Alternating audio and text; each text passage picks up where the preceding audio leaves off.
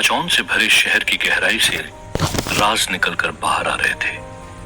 जहां एक बाप ने अपनी ही बेटी की जिंदगी अपराधियों के हवाले कर दी थी, वहीं दो ऐसे शख्स जिनकी रूह एक दूसरे के जिस्म में जाकर बसी थी, और वो दोनों इस ताक में बैठे थे कि कब एक दूसरे को मारकर अपना जिस्म वापस ले सके। और इन सब के बीच था नरकदूत, जो अपनी जादुई गुफा में बैठा बेसब्री से इंतजार कर रहा था अपने मकसद के पूरा होने का। ठीक उसी तरह जिस तरह पुलिस कमिश्नर के अपने खुफिया इरादे थे, और इन सब से बेखबर मुंबई शहर का हर नागरिक अपनी रोजमर्रा की जिंदगी में मस्त था। पर कोई तो था जो सब जानता था, कोई ऐसा जिसके पास इन सारे उलझी हुई पहेलियों का जवाब था, इस कहानी का सबसे जरूरी हिस्सा। पर इस वक्त वो शख्स शहर से मीलों दूर एक छोटे से गांव में था। ढोल नगाड़ों की तेज आवाज ने गांव वालों को एक बड़े से खुले मैदान की तरफ खींच लिया था, जहां उन्हें एक अतरंगी रंग बिरंगे कपड़ों में पागलों की तरह ढोल पीटता हुआ वो शख्स दिखा, जो चिल्ला रहा था, देखो देखो, जादूगर खुदाबख्श का जादू देखो। उसने ये कहते हुए एक बड़े से लकड़ी के संदूक के ऊपर से कपड़ा उठाया, और वहां मौजूद सारे बच्चे चौंक गए। उस बक्से में थे कई छोटे छोटे एकदम सफेद चूहे के बच्चे।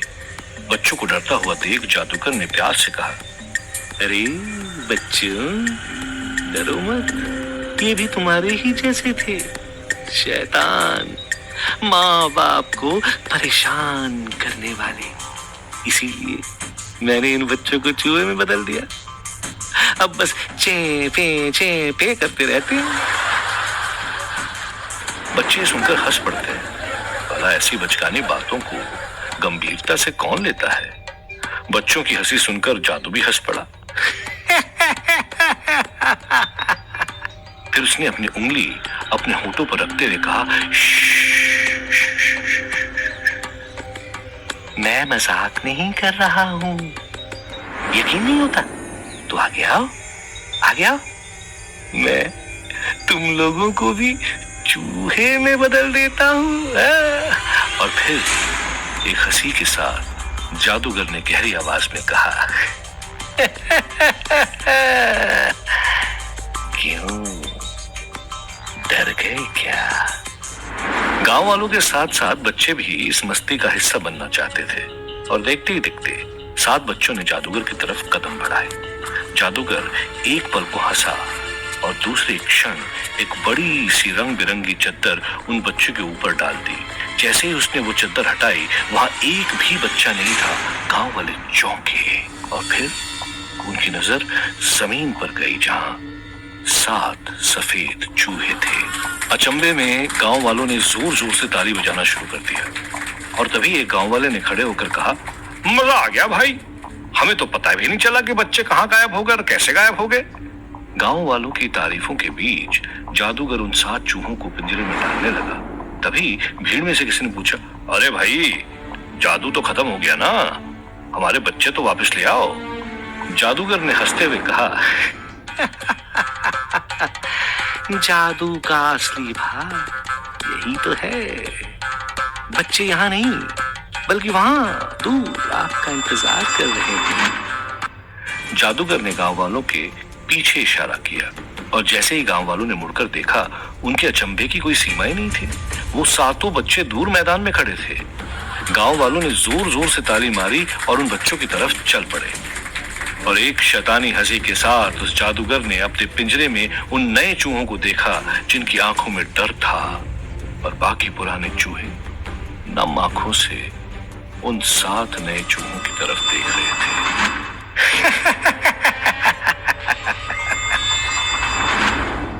इधर जैसे जैसे गांव वाले अपने बच्चों की तरफ बढ़ते जा रहे थे, बच्चे उनसे और दूर होते जाते थे। थके हारे जब गांव वालों ने मुड़कर देखा, तो जादूगर वहां से गायब हो चुका था, और छोड़ गया था उन माँ बाप की चीख पुकार। सभी माँ बाप अपने बच्चों की आस में गिड़गिड़ा रहे थे।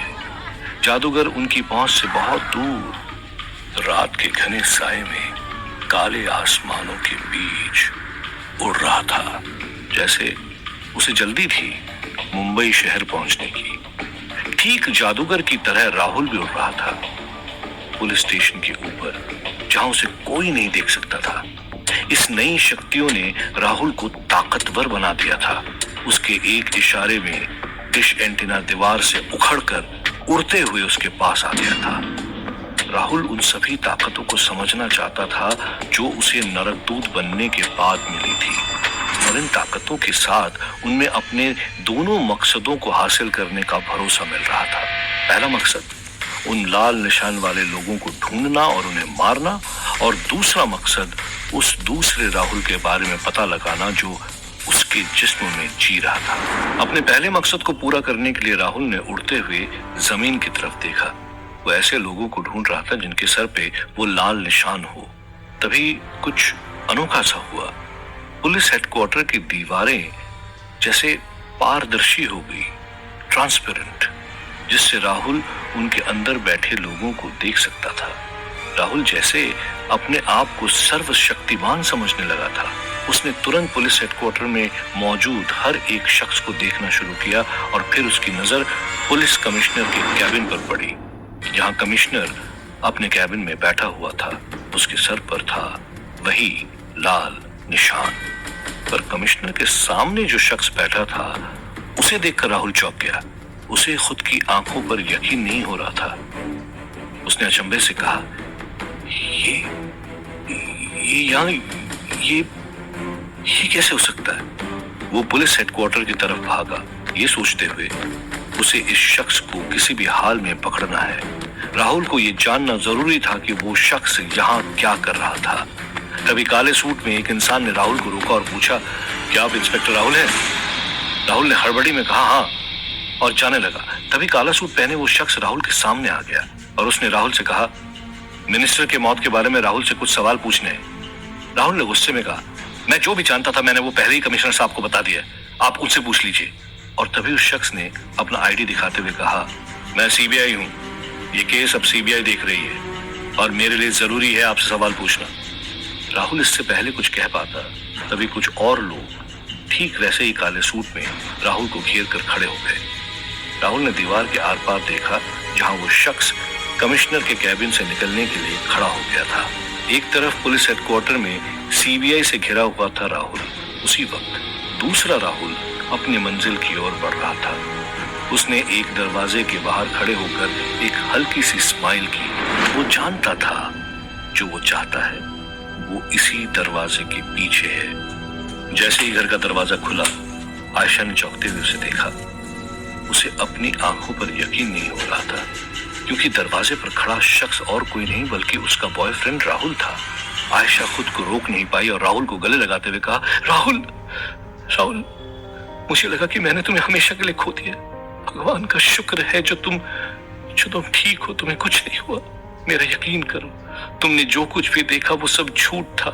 इस झूठ की शुरुआत तब हुई जब एक दिन तुम्हारे पापा मेरे घर आए। इससे पहले आयशा कुछ और कह पाती, राहुल ने बड़े प्यार भरे अंदाज से अपनी उंगली आयशा के होंठों पर रख दी और कहा, मुझे सब पता है, इसीलिए तो आया हूं यहाँ तुम्हें ले जाने। मुझे ले जाने? आयशा ने चौंकते हुए पूछा। राहुल ने कहा, हाँ आयशा, सच तो यह है कि इस शहर में हमारे प्यार के दुश्मन बहुत सारे हैं। वो हमें एक साथ नहीं रहने देंगे। हमें यहाँ से जाना पड़ेगा अभी। आयशा की बेचैनी देखते हुए राहुल ने पूछा, क्या तुम्हें मुझ पर भरोसा नहीं है? आयशा ने कहा, वो बात नहीं है राहुल पर। राहुल ने गहरी आवाज में पूछा, पर क्या आयशा? मुझे अब भी चाहती हो तो चलो मेरे साथ, इस झूठ और कपट से भरे लोगों से दूर, जहां सिर्फ हम दोनों होंगे। आयशा राहुल को दोबारा नहीं खोना चाहती थी, इसलिए बिना कुछ कहे आयशा ने अपना सामान पैक करना शुरू कर दिया, और वहीं राहुल के चेहरे पर एक शैतानी हंसी थी। राहुल जानता था कि उसे बिना किसी लाल निशान वाले इंसान को मारने की इजाजत नहीं है, पर वो नुकसान तो जरूर पहुंचा सकता है, और राहुल यही चाहता था। उसने जाल बिछा दिया था जिसमें दूसरे राहुल का फंसना तय था, और वो जानता था अपने प्यार के लिए राहुल जरूर उस तक खींचा चलाएगा। पर वो दूसरा राहुल एक छोटे कमरे के अंदर बंद था, जहां सीबीआई अफसर लगातार उससे कड़े से कड़े सवाल पूछे जा रहे थे। पर राहुल का ध्यान तो उस शख्स पे था जो शायद अब तक ऑफिस बिल्डिंग के बाहर भी जा चुका होगा। गुस्से में सीबीआई ऑफिसर्स ने अपनी कुर्सी से उठते हुए कहा, 10 मिनट का वक्त दे रहा हूं, जो भी याद आता है तुम्हें, मुझे सब जानना है। और ये कहते हुए सीबीआई ऑफिसर्स उस कमरे से बाहर निकल गए। राहुल इसी मौके की तलाश में था। उसने छोटे से कमरे में एक रोशनदान देखा और देखते ही देखते राहुल उस रोशनदान की तरफ उड़ने लगा। और जैसे ही राहुल ने उस रोशनदान को हाथ लगाया, उसकी रॉड पल भर में पिघल गई और खुल गया था राहुल का वहां से निकलने का रास्ता। राहुल को अब तक अपनी शक्तियों पर भरोसा हो चुका था। बिना अपनी जान की चिंता किए हुए राहुल ने 5वीं मंजिल से छलांग लगा दी और बिना किसी चोट के वो जमीन पर जा खड़ा हुआ।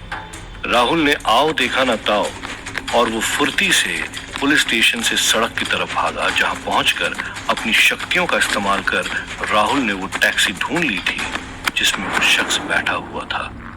राहुल ने फुर्ती से उस टैक्सी के पीछे भागना शुरू किया। इस बात से बेखबर कि सीबीआई ऑफिसर्स ने पुलिस हेडक्वार्टर की बालकनी से राहुल को रोड पर भागते हुए देख लिया था। जैसे ही सीबीआई ऑफिसर ने राहुल के कमरे का दरवाजा खोला, वो दंग रह गए रोशनदान के लोहे को पिघला हुआ देखकर। एक तरफ राहुल भारी ट्रैफिक के बीच बेतहाशा उस टैक्सी के पीछे भागा जा रहा था, उस शख्स को पकड़ने जो कोई और नहीं बल्कि उसके ही पिता थे। राहुल समझ नहीं पा रहा था कि उसके पापा कमिश्नर से मिलने क्यों गए थे, क्या चल रहा था उन दोनों के बीच। और तभी भागते हुए राहुल की नजर एक दूसरी कार की तरफ पड़ी जिसमें बैठी थी आयशा उस दूसरे राहुल के साथ। राहुल के कदम एकदम से रुक गए। वो समझ नहीं पा रहा था कि किसके पीछे जाए, आयशा की कार के पीछे या फिर उस टैक्सी के पीछे। और फिर राहुल ने आयशा की कार का पीछा करने का निर्णय लिया। आयशा की कार का पीछा करते करते राहुल एक सुनसान सड़क पर जा पहुंचा था जिसके दोनों तरफ गहरे घने जंगल थे। उनके बीच खड़ी थी वो कार जिसमें राहुल ने आयशा को देखा था। राहुल ने जैसे ही उस कार का दरवाजा खोला तो देखा आयशा उस कार की पिछली सीट पर बेहोश पड़ी थी। राहुल ने काफी कोशिश की आयशा को उठाने की, पर वो होश में नहीं आ रही थी। राहुल चिल्ला रहा था, उठो, गाड़ी से बाहर निकलो, यहाँ बहुत खतरा है आयशा, आयशा उठो। पर आयशा की जगह राहुल को एक दूसरी आवाज सुनाई दी जिसने कहा, वो अगले 1 घंटे तक नहीं उठेगी, काफी नींद की गोली दी है मैंने उसे। वैसे भी जो आगे होने वाला है वो आयशा ना ही देखे तो अच्छा है। आखिरकार वो दोनों राहुल एक दूसरे के सामने आ गए थे। पहला राहुल वो जिसके साथ ये कहानी शुरू हुई थी और दूसरा राहुल वो जिसको उसी ने मारा था। उन दोनों ने बिना वक्त बर्बाद किए एक दूसरे को मारना शुरू किया। ऐसा युद्ध जो आज तक किसी ने कभी नहीं देखा था। एक दूसरे को मारते हुए दोनों हवा में उड़ रहे थे।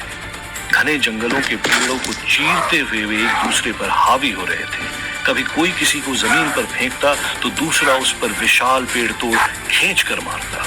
ऐसा लग रहा था कि मानो ये जंग पूरी पृथ्वी को तबाह कर देगी। और तभी पहले राहुल ने दूसरे राहुल को गर्दन से जकड़ते हुए कहा, मैं जानता हूं कि तू ही मास्टर है, तूने ही मेरे पिता को मेरे खिलाफ भड़काया है और अब तू मेरी गर्लफ्रेंड आयशा के साथ। दूसरे राहुल ने वार करते हुए पहले राहुल को कोसों दूर फेंका और वो चिल्लाया, मास्टर मुझे मिल गया तो सबसे पहले मैं उसे मारूंगा, उसी की वजह से पाप के धंधे में फंस गया था मैं, लालच में उलझा दिया था मुझे मास्टर ने, जिसकी वजह से मरने के बाद भी मुझे मुक्ति नहीं मिली, पड़ा हूं नरकदूत बनके। पर पहला राहुल उसकी एक बात सुनने को तैयार नहीं था। उसने चीखते हुए पूछा, अगर तू मास्टर नहीं है तो मास्टर के घर में क्या कर रहा था? दूसरे राहुल ने झल्लाते हुए कहा, अरे मैं तो खुद उस मास्टर को ढूंढने गया था, पर इससे पहले कि मैं कुछ भी कर पाता तू वहां पहुंचकर तूने मेरा पूरा प्लान बिगाड़ दिया। एक दूसरे पर इल्जाम लगाते हुए वे एक दूसरे को मारे जा रहे थे और तभी दोनों को एहसास हुआ कि ये दोनों मास्टर को ही ढूंढ रहे हैं। और फिर अचानक दोनों रुक जाते हैं। दूसरे राहुल ने बताया कि किसी ने इस मास्टर को नहीं देखा है, उसे पकड़ना जैसे नामुमकिन है।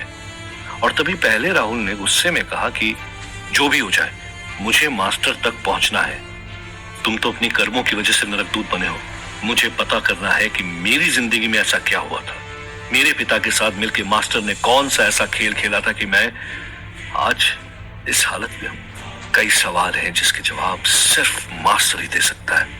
और तभी घने जंगल के बीचों बीच एक शख्स के हंसने की आवाज आती है जो कहता है, मुझे ढूंढने की क्या जरूरत है?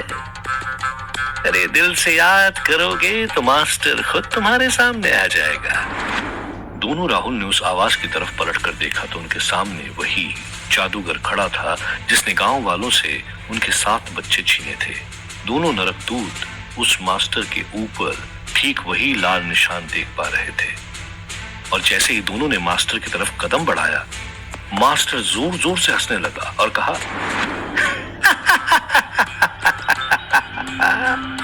इतनी भी क्या जल्दी है मुझे मारने की? नरकदूत को तो बाद में भी खुश कर सकते हो। अभी तो दिन ढलने में वक्त है। क्या तुम दोनों नहीं जानना चाहते कि तुम्हारे साथ क्या हो रहा है? ये सुनते ही दोनों राहुल रुक गए। वो दोनों गहरी सोच में पड़ गए कि कैसे एक जीता जागता इंसान नरकदूत के बारे में जानता है। आखिर कौन है ये मास्टर? एक अपराधी या कोई और? पर मास्टर ने उन दोनों की तरफ हंसते हुए देखा और कहा, पता है मन में बहुत सवाल हैं तुम्हारे, पर हर सवाल का जवाब मिलना जरूरी नहीं है। फिलहाल जरूरी ये जानना है कि कैसे तुम दोनों उस नरकदूत के चंगुल से निकल सकते हो, फिर से, हाँ, फिर से इंसान बन सकते हो। उन दोनों को यकीन नहीं हो रहा था जो उन्होंने अभी अभी सुना। मास्टर ने गहरी आवाज में कहा, सही सुना तुमने। नरकदूत ने तुमसे एक बात छुपाई है। तुम दोनों पूरी तरह नहीं मरे हो। एक रास्ता है जिससे तुम दोनों पहले की तरह इंसान बन सकते हो, अपनी जिंदगी अपनों के साथ जी सकते हो। पर उसके लिए तुम्हें वो करना होगा जो मैं कहूंगा। दोनों राहुल एक उम्मीद और अचंभे के साथ मास्टर को घूर रहे थे। पूरा माहौल शांत हो गया था और बस उन चूहों की आवाज आ रही थी जो मास्टर के पिंजरे में बेचैनी से उछल कूद कर रहे थे। क्या दोनों राहुल फिर इंसान बन पाएंगे? क्या है मास्टर का राज? क्या राहुल और आयशा फिर एक हो जाएंगे? क्या राहुल कभी भी अपनी नॉर्मल जिंदगी में वापस आ पाएगा? जानने के लिए सुनते रहिए नरकदूत, सिर्फ पॉकेट एफएम पर।